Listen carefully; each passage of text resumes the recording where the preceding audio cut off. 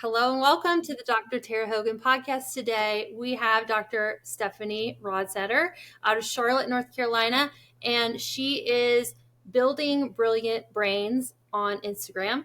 She is empowering parents to teach them brain boosting activities. So welcome, Dr. Stefanie. Thank you for having me, Tara. You're welcome. It's so fun to be here. I'm excited to do this. Yeah. So first, I just want you to start off by sharing your journey to chiropractic, because we were in school at the same time. You graduated a little bit before me. And I know your mom is a chiropractor because I did pediatric classes with her.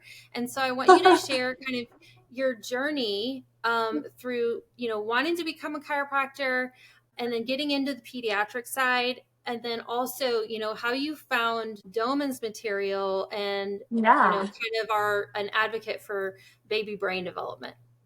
Yeah. Okay. Well, the chiropractic journey started. My mom actually took my brother. My brother was born with spina bifida, so he had a disability growing up, and they started. The doctors at Shriners, which is where he was being taken care of, told him like he probably would never walk. The injury to his spine was like at a level L5, just it would affect his legs. He'd be paralyzed from his knees down, and he'd never be able to walk. And so my mom, I think, just had that mindset of like, nope, that's not what's going to happen, which I think is just like so cool that she did that. So she was like, I'm not buying a wheelchair. I'm going to like just do all the things.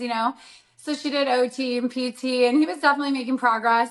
But she had done chiropractic through her pregnancy, and she was like, oh my gosh, why had I not like even thought about taking him to a chiropractor? And 3 months into care, like he was able to start walking with a walker, and like, so she went back to the doctors and they're like, I thought he said he'd never walk. Like, he's walking. This is so crazy. And they're like, yeah, it's amazing, but I don't know. Like, he shouldn't, That's awesome. And growing up, like he played a lot of like wheelchair sports. So like he walked with crutches. But he still was like obviously had a disability, and so he was able to do like wheelchair basketball and track and like a bunch of different sports, and like with that he got to meet lots of kids with the same disability, and it was just so cool because he was so healthy. Like he had a shunt that was put on his brain that keeps the water off the brain, and there like the average turnaround, like you have to replace them around every 7 years. Like his lasted 18, and he had another one put in and it's still in there. Like he's only had 2 shunts his whole life, and he's like 41. So it's just wild to see. And so, growing up, my mom always like, they would give him medications or they'd recommend this surgery. And it's not like they didn't do the surgeries. They still did a lot of that stuff, but she always tried to find like replacements for medication.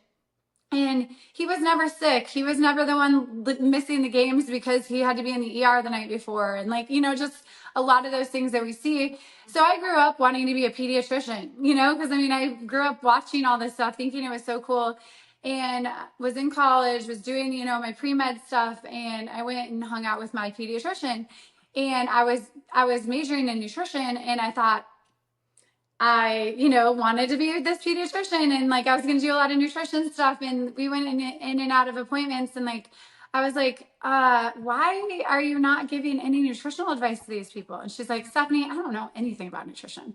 I'm like, you're a doctor. She's like, yeah, I had like 1 or 2 classes on nutrition. I guarantee you know more than I do, and I like haven't even graduated college yet, And I was like, well, this isn't what I want to do, Yeah. Like writing scripts all day is not something I'm going to be signing up for.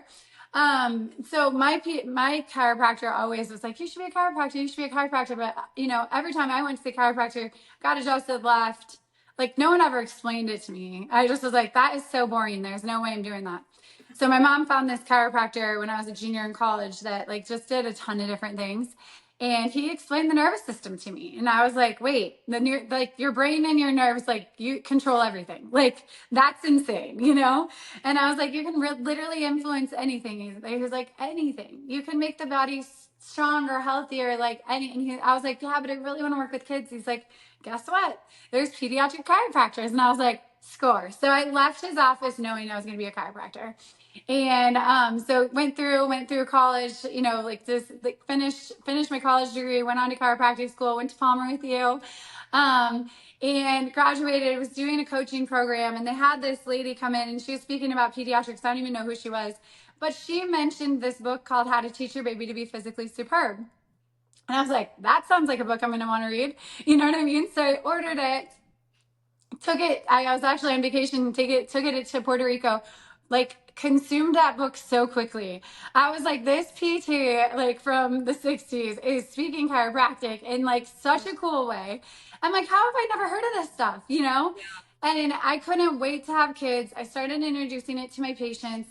Fast forward, had my own kids, like would have been just blown away with, you know, just a lot of the input, that purposeful input of like being able to develop the brain like on purpose as a mom, for whatever reason, like made me feel so confident as a mom. Just like being able to know that I was doing things to like develop their brain in a way that was very like strategic, you know? And so that I just felt like was so much fun that I was like, man, more people need to know this. And I had trouble explaining it in my office, like I would give them tips here and there, but I just wanted to be able to put it all together. And so I wasn't planning to have a third child. And when I got pregnant with her, I was like, this is why. I know it's why. It's because I'm supposed to like bring this stuff to people. Like I'm at a place in my life, like I can do this, you know what I mean? And so I decided to start an Instagram. One of my best friends, her handles Detox Detox, but she's got a killer Instagram about lymphatic drainage. And she's like, just start it. She gave me all her tips, and I was just like, okay. And she's like, you'll see if it takes off or not, if people want this, you know.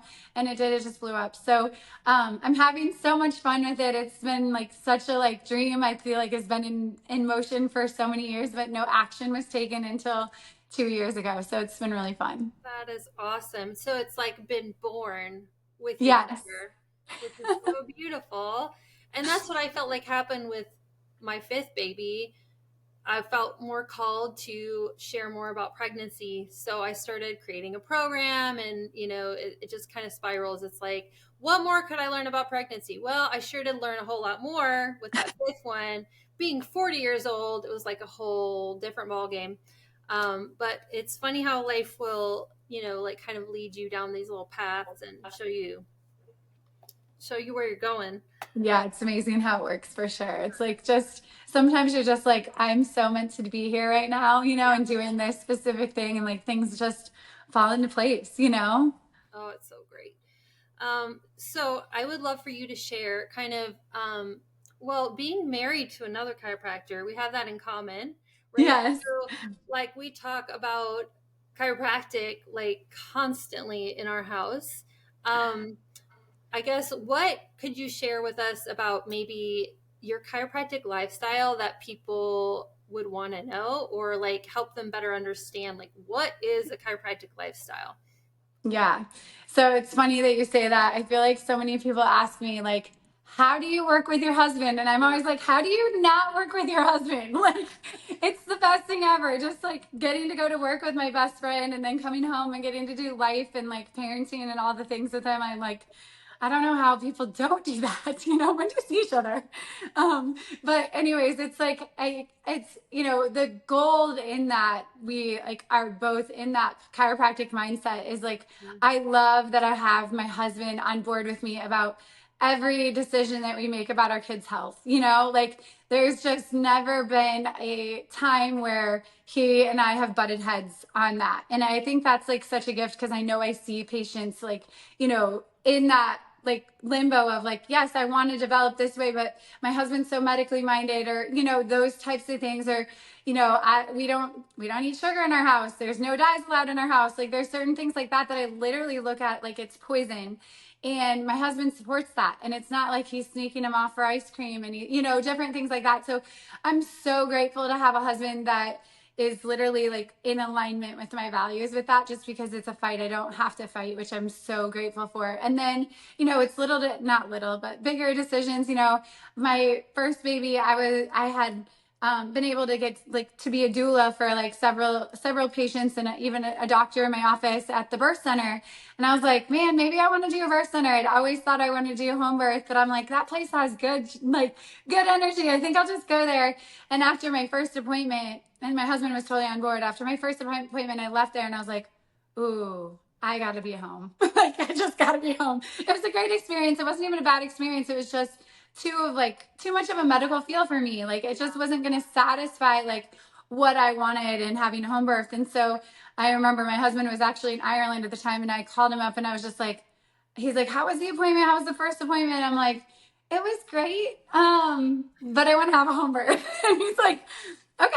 He's like, who do you got to call? And I was just like, I mean, just even situations like that, that it's just so it's such a blessing. So, It is a huge blessing. Yeah, absolutely. Michael and I, we really like journeyed into home birth together. You know, when we were in Palmer, a home birth midwife came to speak. I don't know if you saw that when we were there, but we, you know, Business of Being Born had just come out, and it was like a yes. no-brainer for us. We were just like, oh, we'll do that. It was I'm just like, like, of course. yeah, that's what we're doing. Yes. Yeah, That's how it's going to happen. That's how birth's kind of supposed to be. It's like, it's exactly. not a medical experience. It's such a cool, like, it's funny because my last Aria, I had a midwife scheduled to be with us, but like she came so fast that Nick just had to catch her. He didn't even get to think about it, you know? So So awesome. she just shot out of me. And it's just like, you know, the experience of that, like you can see how much stress slows down birth, you know, and slows down that process because Mhm. when you're not scared, when you're comfortable, when you're just like, all right, it's time for baby, it's like, it's just such a different experience. And like your body's made to do it, you know? And like, that's like one of the things I tell my patients all the time. I'm like, just go home and watch cats and dogs and pandas and zebras give birth. Like they don't know anything and they do it every time, you Yeah. know? Yes. Like they're not being hospitalized. Like they do it every time because their body is made to do it, you know? And I'm like, you have to believe your body is too. You just have to Yes. believe it, you know? Yes. Absolutely. My first midwife, she said, your uterus is an organ, just like your heart. Your heart, you don't have to tell it to do anything. It knows what to do. And that Yeah. just was like, oh, of course. Like your uterus has a function. It's to help push Yeah. the baby out. Like, Yeah. you know, and the reflexes. Oh, and this is a good lead in to like reflexes that babies Yeah. have, right? Babies have reflexes to work with mom. It's this whole beautiful dance of primitive reflexes at play when you're in labor. That baby, you know, has these automatic things that they do at different points as they're descending to help them come out. And I think if more people knew that, like they have primitive reflexes, like these reflexes that are like primitively just inborn in them, and that Yeah. they, you know, it just flows out, and it's a normal natural thing. So, leading into that, like primitive reflexes, what are some things that you can tell us that right off the bat, like from the very beginning, are going to help a baby to integrate those primitive reflexes? Yeah, primitive reflexes is honestly like such a thing that I like love because again, it's like so innate, right? Like our body's just designed for this. And when you really understand brain development, we understand that the brain develops like from the base of the brain, and that base of the brain is our primitive brain. Like that's our survival mode type of brain, right? And we want that to grow into the areas where we can actually learn stuff, right? Like where we can actually like get information in, where we can speak and we can, you know, all these different things as we're learning the world. But when our brain doesn't know the world because it's had no experience, it's designed to just survive, right? And Yes. so the faster we get out of survival mode, the quicker we get into thrive mode, which is just like I think the whole purpose of like all the things that I do with building brilliant brains, and a huge piece of that, especially in that first stage of development, is integrating the primitive reflexes. And we see if those aren't integrated properly later on in life, you can see things like toe walking, difficulties in learning, a lack of coordination, right? Those kinds of things come in kids that haven't had that like proper like brain development. And so if we leave those primitive reflexes there, it's almost like they're distracting the brain from other types of learning. And so we have to integrate them to like get up to the more mature levels of the brain so that the brain can function properly. And so some of my favorite primitive reflexes are like, I mean, it's just fun exercises that innately really most parents want to do. Yeah. But the problem with society these days is we have all these contraptions that we're putting kids into that actually do not stimulate the primitive reflexes that are needed to develop the brain properly. So therefore, we're seeing a lot of delays, especially early with a lot of those milestones.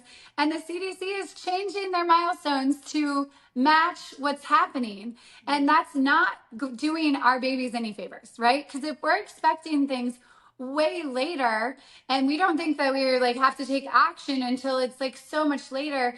I love the analogy of using, compound interest. The earlier you invest, like the bigger the reward, right?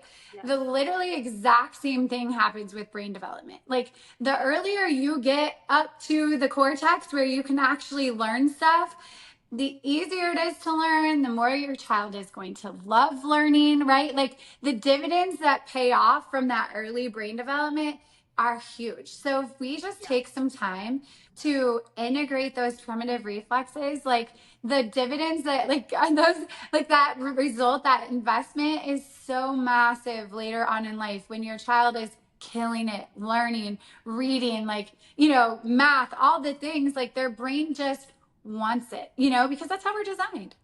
Yeah, absolutely. Oh, I love that explanation. And I like to think of it as like a tree.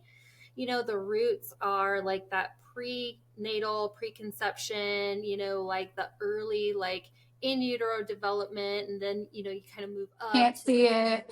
the Yeah. trunk and then the postural stuff, and then you start integrating those primitive reflexes, and then the branches like the gross motor, fine motor, and like at the very tips of the ends of the branches are the leaves. And to sprout those leaves, like everything needs to be built up for like that cognition and that language. So many people come to me for language delay stuff, and I'm like, well, let's go back in time. Like we've got to trace back down the tree and see like where did some of this stuff happen. And I feel like a lot of the time Yeah. it is like in utero they had a stressful pregnancy, or they saw like, oh yeah, this baby didn't crawl, like they didn't get that cross patterning, like there's all kinds of like ways that you can kind of see where things got derailed. And so like a big part of Yeah. my practice is like locating that and then helping parents to integrate that. And chiropractic is just so beautifully aligned with that, because then we're opening up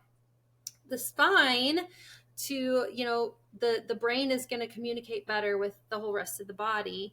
And so I love that. I love it so much. Yeah, I see. Like we work kind of closely with like a couple of OTs and PTs in our area, and they notice a huge difference. Like when they're finding kids that have not integrated their primitive reflexes, and they're doing all the input, trying to get that in and trying to integrate those reflexes, which are harder to do later in life, right? But still totally possible. Yeah. But if they're subluxated, which most kids are, if they're like, they've got that lack of primitive reflex integration, they come in and start getting adjusted. What the OT and PT is doing, like so much that information can get in, right? Because there's no blockage in the communication from the body back to the brain. And so you can just see that like their results skyrocket. And so I have one specific, she's like, I just don't even really want to see people if they're not going to get chiropractic care, because I know how much better they can get, and it's like, you get it. You know what I mean? Like, that's what I love. I love that so much. That's awesome. So let's talk Yeah. about crawling, because I'm so interested in the crawling track that you talk about, and like what Yeah. is it about that tell that story to us. Like what is that doing, and like how early can you start that? Yeah, so thankfully babies are born with that like that reflex to crawl. Like and people talk about it all the time, and like, that it's just to go to the breast. And yes, that's important, that a baby is able to crawl up to the breast and do that, but that crawling reflex is actually there for they're ready to move, you know? And if you think about it, we can't experience the world until we have movement. And if you're sedentary, you're not experiencing anything, you know, Yes. whether it's like any of your senses, like that piece is so important that you're able to actually like, you know, create mobility. And so a lot of like if you read even like asking ChatGPT, like they talk about, you know, the crawling reflex is present at birth, but it disappears and comes back later, you know? And it's like the thing is like when it comes back later, it's not that at that point is no longer a reflex. It is it's like a, you know, it's a choice. It's a conscious choice that a baby is making. But what's cool is we're designed with this reflex that if you continue to utilize it, it can grow and develop into true crawling way earlier than what they expect babies to crawl at right now. So, for example, my kids, I just would do it several times a day, you know? And like if you think about it, crawling integrates tons of those primitive reflexes. So, we would put him, you know, it was like it's kind of a slide looking thing. It's got naga hide over the top of it. It's got some foam in it that like makes it really like comfortable for a baby to be like face down on, right? So it's a super safe surface to put a brand new baby, right? They're not gonna like not be able to breathe or anything like that. Like the way that it's designed is really amazing, but it gives the baby the opportunity to integrate the crawling reflex, but develop that into something that turns into true crawling. My kids never stopped moving. I like people lay their babies on the bed, and I'm just like, what are you doing? But their babies don't move. And I never had that experience, not one time, because I would put my baby on, like my 3-day-old baby on top of a boppy pillow and try to turn around the corner, and I come back and they're over the boppy pillow, and I'm like, you are 3 days old. What is happening? You know what I mean? But it's because I constantly gave them the opportunity to move because I know they want to learn the world, right? And Yeah. so the crawling track just gives you the perfect environment to support that reflex, that crawling reflex, and allow the body to develop, integrate primitive reflexes that then allow the baby to move around. And so my babies were army crawling like pretty like quickly after, you know, and we're up. I mean, my first baby, he was up crawling on all fours at like 3.5, 4 months old, you know, and it's just wild to see a baby develop like that. But and no one could believe it, you know? And it's just because it's not because my baby was just like so brilliant. Like that's, you know, because then I did it 2 more times, you know? And I really think it's because I just gave the baby the opportunity to experience life on the floor, you know, and train that horizontal plane before I ever moved them into any vertical type of situation. I never sat and Yeah. tried to like train my child to sit or any of those things. So Yeah. it's really fun. Yeah. Floor time. I think I'm glad you mentioned that because I think I've also heard of, holding babies, like babies who don't want to be on the floor, and like I've heard of babies being overheld, like babies born into larger families, they're just held all the time, they're not on the floor enough, and that can be problematic.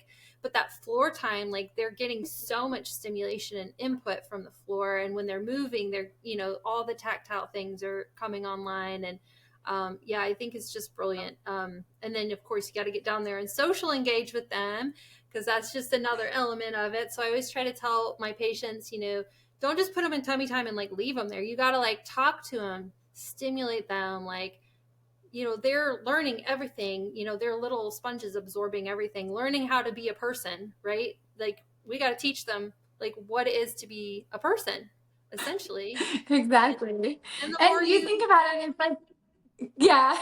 Sorry. If you were a baby and like somebody just put you on the floor and walked away, wouldn't you lose your mind too? Like, yeah, I think that's like one of the most misunderstood things I think about tummy time is tummy time is not an independent experience. Like, yeah, that's not what a baby is looking for. They don't really ever want to be independent, to be honest, you know? right, And so right. they like, you got to get down with them and be down on the floor with them or they feel kind of abandoned, you know? Yeah, absolutely, absolutely.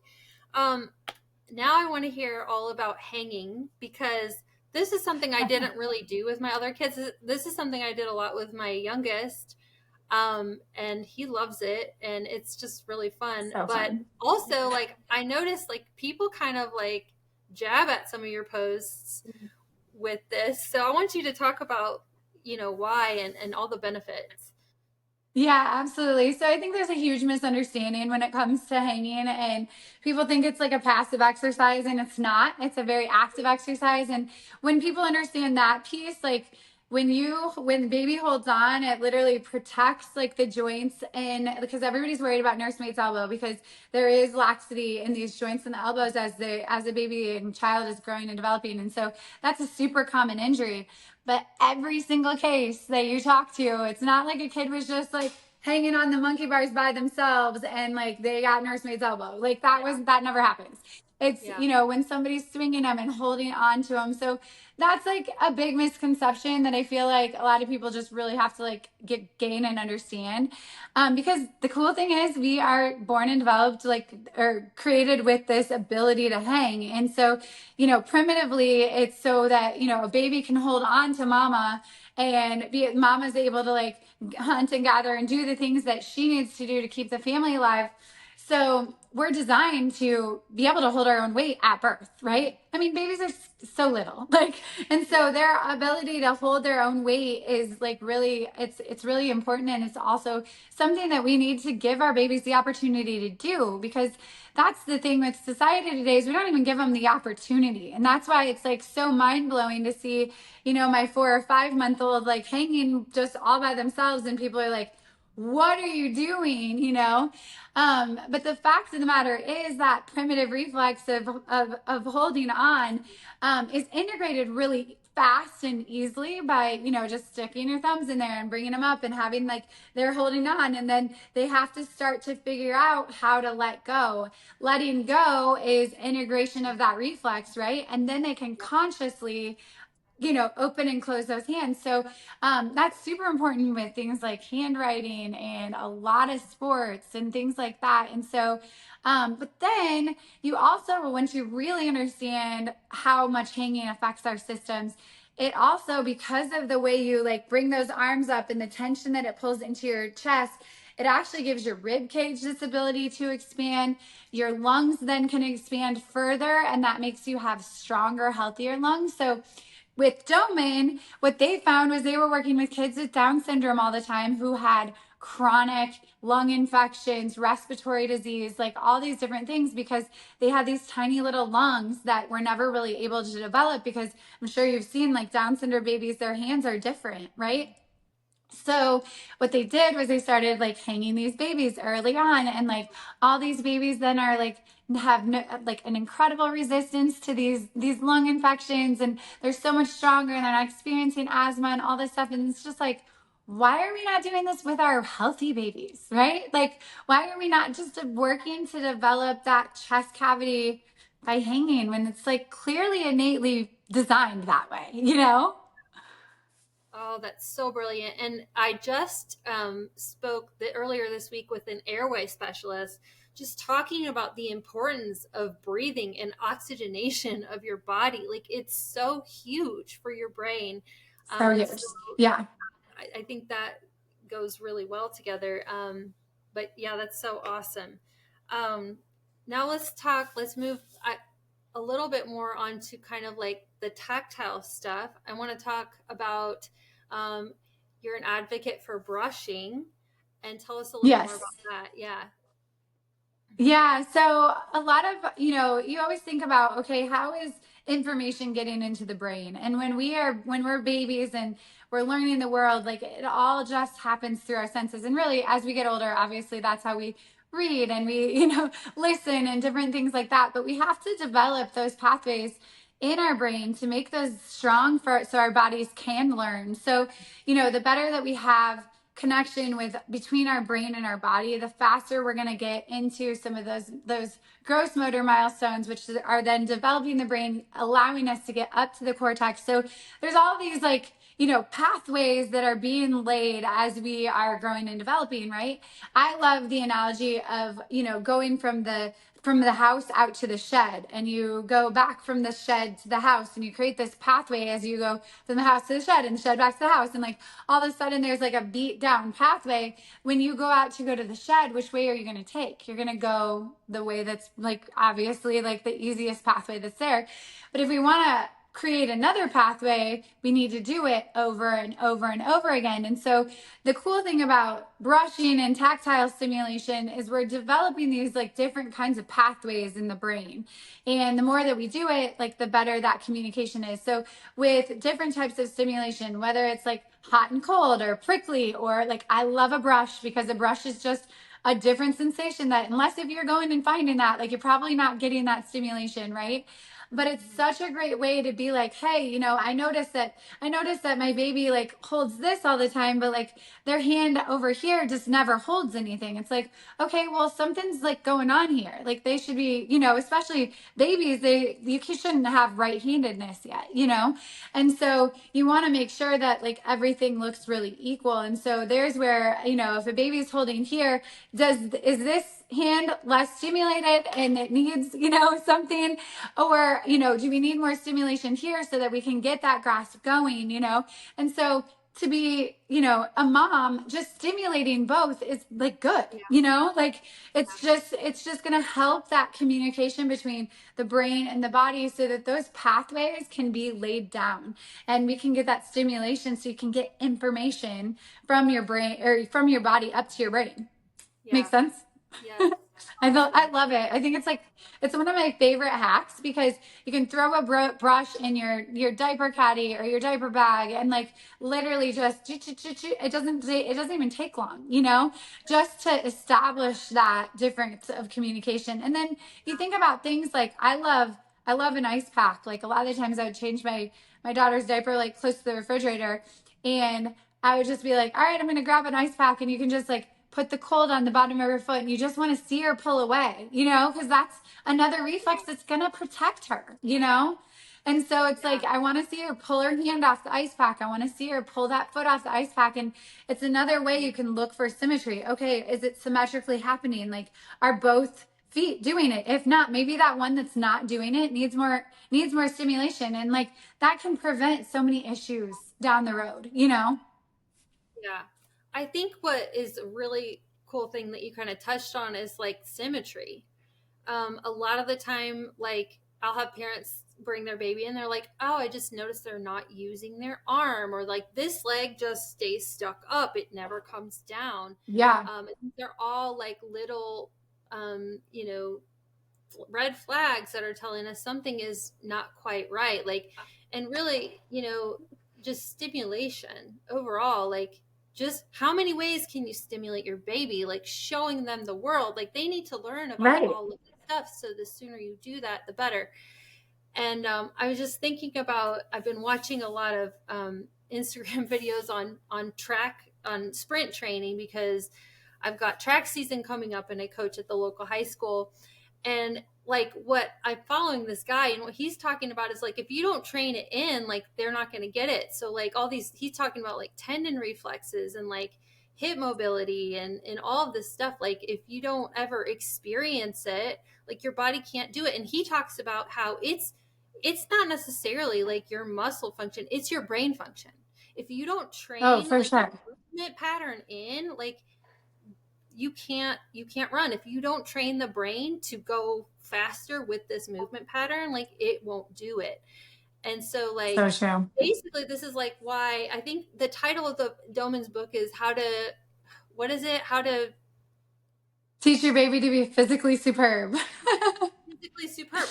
Because in that, like if you're doing all of these basic things and showing them how to move their body, what sensations are, like you're helping them, for everything else in life to experience like their whole world. And I just think that's brilliant. Yeah. Well, and it's funny because you see it firsthand. And I'm sure it's partially because like my kids get adjusted and they eat really clean and all that stuff. But people ask me, like, both my older boys play baseball, and they're like, my 5-year-old has this swing that's like, it's just insane. You watch it and you're just like, I don't know. And people ask me all the time, like, how'd you guys get him to swing like that? And I'm like, there's just things like that. It's like, I mean, he just does it, you know, like, and I think Yeah. it's because his brain, like, especially him, because he was my second. So I actually like went through even Doman's coursework for him, you know, and it's, but even like you watch him run, his run is just beautiful, you know, and it's just, you can just see his brain just knows all the Yeah. things for that, you know, and it's so cool because like, again, I like, you know, people want to be like, wow, he's really gifted. And I'm like, no, his brain was just developed right. Like Yeah. that's Yeah. like it just was. Like I think everybody has that potential, you know? Absolutely. Absolutely. And the more experience you give them with gravity, that's another thing we should talk about too, is, like knowing where your body is at in space. And that's associated with like feeling safe in your body. Like I have kiddos Yeah. come to me, they are afraid to even lay on my table. It's pretty low, but for them to climb up, they feel like they are unsafe because they don't have that gravitational understanding of the world. And so let's Yeah. talk about that. Let's talk about like instilling early, like the sense of like gravity and kind of knowing where you're at in space. Yeah. So I have like a whole program. It's called the Milestone Masters Playbook, and it's literally a vestibular program. And like that is exactly what we're teaching is like gravity. Your body has to figure out gravity before it can like go on to any type of brain development, right? And so if you think about it, a baby, a brand new baby, like they can barely hold their head up. So the first milestone is being able to hold your head up and look around, right? That is balance, right? Which is the vestibular system. So can you train that? Yes, you can. You can definitely do that by taking your baby and moving baby through space so that they can start to understand and feel gravity. And so like yes, vestibular movements as a newborn are not going to look the same as vestibular movements for a 12-month-old, right? So we have to augment those, but you know, a lot of dads innately, I feel like, do this. They want to swing their baby around. They want to throw their baby in the air. You know, they want to, my husband bicep curled our baby like all the time. I'm like, are you just getting a workout? Like, what's going on here?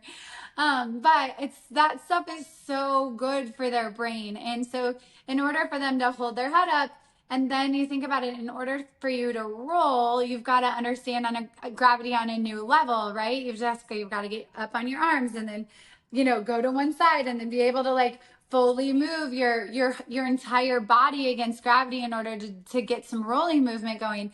And then you start to figure out how to like move your body in gravity with an army crawl, right? And that cross patterning. And then you're getting to the next stage of balance, getting up on all fours. Now you're balancing on four legs, right? And then we balance, you know, to that standing stage and walking and jumping and climbing. And, you know, so it's like all of these movements. And then you really think about like athleticism. Your most athletic people. I mean, my son right now I have a trainer that like trains me, but he totally understands athletes. And like, he's like, the first thing we do is train balance. And like, he's super impressed with his balance. But like, the more that you can train balance, you think about it, running is balance, like shit, like any side to side movement, that's balance. It's like you got to master balance in your body to be an athlete, you know, and that's where your mastery comes in. So it's just that it's like that constant development. And if you're aware of it, you can totally train it on purpose. And it's really fun because they need it. And yes, they get it eventually for sure, you know, like for the most part we're gonna get a lot of those experiences, but when we get to do it on purpose, it's so much fun. And to see that, you know, you're just giving your child such an advantage. Yeah, absolutely. So, what else do you feel like is kind of like a foundational thing that people need to be aware of? I would say, like, I mean, I think that having the comprehension and understanding of just like the way the brain develops, I think is so important. But I think, like, you know, I think a lot of it is like following your innate, and just knowing that, like, the things that you want to do with your kid, like, you know, instead of constantly saying no to the climbing that they want to constantly do or jumping off these crazy high surfaces. Like I think a lot of people don't realize, you know, when kids jump off high surfaces, they're building their bone strength. You know, that's like such an Oh, incredible way for them to build their strength. yes. So Yes. I think that, yeah, I think that that's it. That's I, like just a huge important piece too. You yeah. know? Well, I just posted a video. It's like gotten more views than I've ever gotten on any platform, but it's on YouTube and it's of my son carrying a piece of plywood like over his head up a ladder on top of our garage roof. And this kid, he's always done stuff like that. And I think Yeah, like I've always known like where he can handle himself and I've always just let him. And so here I am, yeah. I'm watching him. Like I'm trying to record him because I'm like this is crazy. Without I'm trying to Like, what are record you doing right now? me seeing me without him seeing me. And then and I'm like, I know he's got this. Like Yeah, because he's just trained his body, his balance, his body yeah, awareness.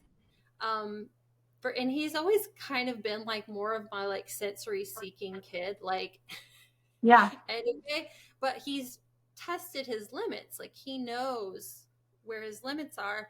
And then to go back to like the track training, like jumping off of surfaces, like you're then building in like these tendon responses, which when you have like this tendon response, like that's what can spring you and propel you forward.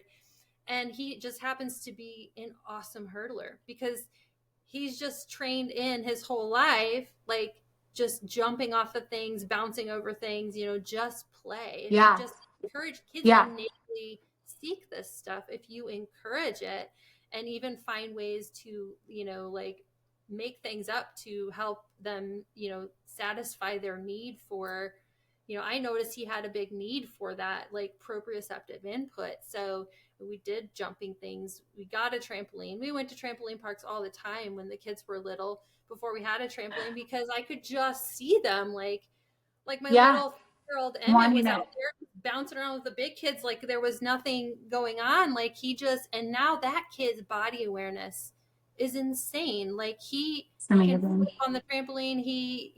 He's very body aware. And so then it's like any sport that they do, they just kind of have this awareness of their body.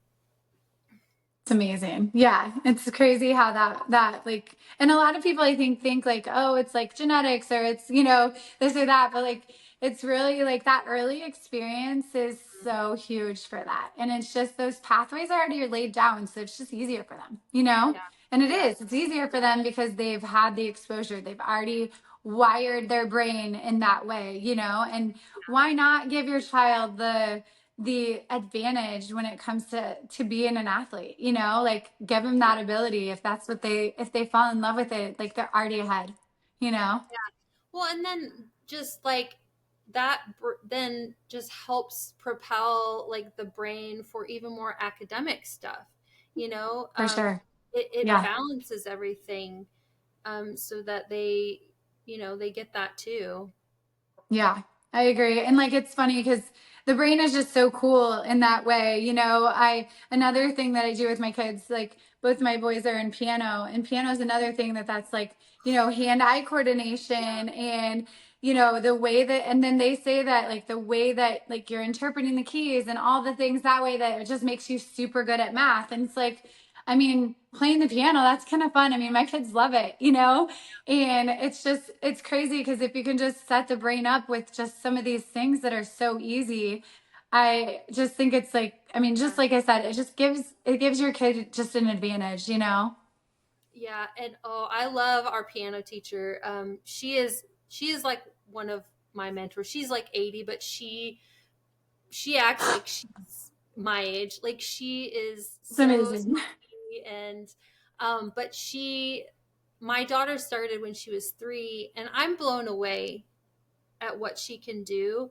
But with the math piece, she's in kindergarten. She is telling me, she comes home and she's just like, 6 plus 6 is 12. Like she just randomly, 10 plus 5 is 15. She's randomly telling me these math equations that I'm sorry to say, but my bigger kids didn't. know or understand. Like she Yeah. understands Yeah. math in a different way than my other kids do. I can already see So it. cool. Um, but yes, like the right and left piano is just amazing for, melding the right and left hemispheres. Um, and so she takes Suzuki, so she does all the listening things, and it's awesome. I wish I had started my bigger kids in piano sooner, because I see the That's love awesome. for it coming out in her. Like she's Yeah. really, I don't have to ask her to practice. She just loves it. She just goes and sits at the Yeah. piano. It's a beautiful thing.